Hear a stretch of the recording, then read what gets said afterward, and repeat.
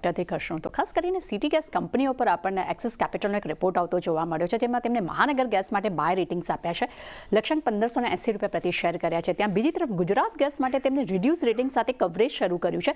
Target તેમને 390 રૂપિયા પ્રતિ શેર કર્યા છે અને આઈજીએલ માટે બાય રેટિંગ્સ જોવા મળી રહ્યા છે અને લક્ષ્યાંક તેમને 224 રૂપિયા પ્રતિ શેર કર્યા છે. તેમનું માનવું છે કે સિટી ગેસ ડિસ્ટ્રીબ્યુશનથી કંપનીઓને ઘણા ફાયદા થઈ શકે છે અને ખાસ કરીને સીજીટી કંપનીઓનું નેટવર્ક વિસ્તરથી પણ કંપનીઓને ફાયદો મળશે. બીજી તરફ પેટ્રોલ ડીઝલ્સના પ્રાઇસ જે સસ્તા થયા છે તેનો પણ ફાયદો કંપનીને આવનારા સમયમાં મળી શકે છે અને નવી સીએનજી મોડલ્સ ગાડીઓનું જે લોન્ચિંગ થયું છે તેનાથી કંપનીઓને ફાયદો થઈ શકે છે અને સરકારી પોલિસીથી સીજીટી કંપનીઓને પણ એક સપોર્ટ અહીંયા મળતો જોવા મળી રહ્યો છે.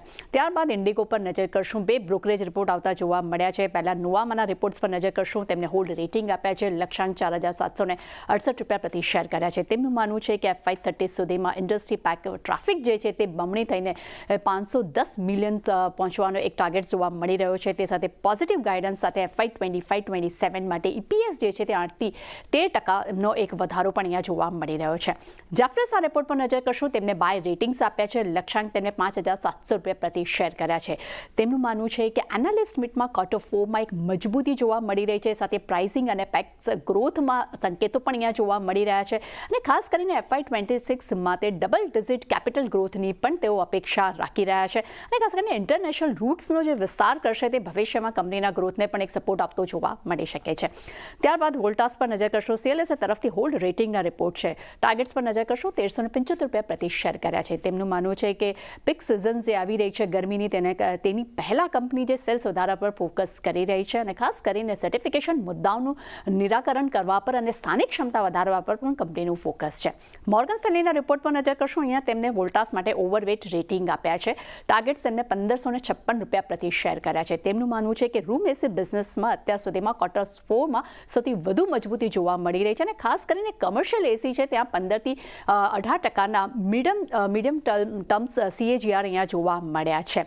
ત્યારબાદ પેટીએમ પર જેફરસના રિપોર્ટ પર નજર કરીએ. અહીંયા હોલ્ડ રેટિંગ જોવા મળ્યો છે. ટાર્ગેટ તેમને 850 રૂપિયા પ્રતિ શેર કર્યા છે. તેમનું માનવું છે કે FY25માં ખાસ કરીને ટેક્સ બાદ નફો 15% રહ્યો છે, જ્યાં 26-27માં લગભગ ટેક્સ બાદ નફો જે છે 20 થી 30% અહીંયા ઘટી શકે છે અને પરંતુ તેમને એ પણ કહેવું છે કે ADR આધારિત ચાર્જ પર સ્વિચ કરવાથી કંપનીને આવનારા સમયમાં કદાચ કંપનીને નફો મળી શકે છે.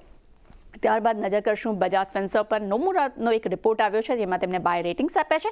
ટાર્ગેટ તેમને 2000 રૂપિયા પ્રતિ શેર કર્યા છે. તેમનું માનવું છે કે અલાયન્સની બહાર નીકળ્યા બાદ હવે શેર હોલ્ડિંગ્સ પેટર્ન્સમાં એક ફેરફાર જોવા મળી રહ્યો છે અને ખાસ કરીને કંપની જે છે તે નવા જે પેન્શન વિકાસ ક્ષેત્ર છે તેના પર પણ આગળ વધવાની હવે યોજના બનાવી રહી છે. અને છેલ્લે નજર કરશું DLF પર. નોમુરા તરફથી ન્યુટ્રલ રેટિંગ રિપોર્ટ છે. લક્ષ્યાંક 700 રૂપિયા પ્રતિ શેર કર્યા છે. તેમનું માનવું છે કે FY26માં 20,000 કરોડથી વધુના પ્રી સેલ્સે તેઓ અપેક્ષા રાખી રહ્યા છે. ઓવરઓલ ચાંદની ઘણા બધા બ્રોકરેજ રિપોર્ટ છે પણ દરેક પર ખાસ આજે પણ ફોકસ રાખવાનું રહેશે. જી, તો આ બધા